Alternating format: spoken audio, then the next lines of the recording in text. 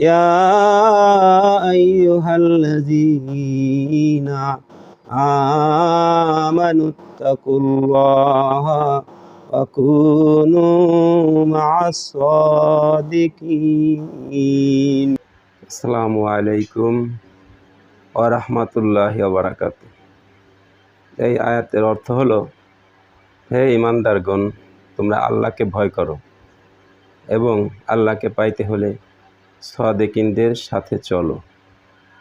সাদিকিন যাদেরকে দেখলেই মনে হয় আল্লাহর ওলি, যাদের সঙ্গে ওঠা বসা করলে নিজের রং পরিবর্তন হয়ে ওই সাদিকিনের রঙে রঙিন হয়ে যায় জীবন।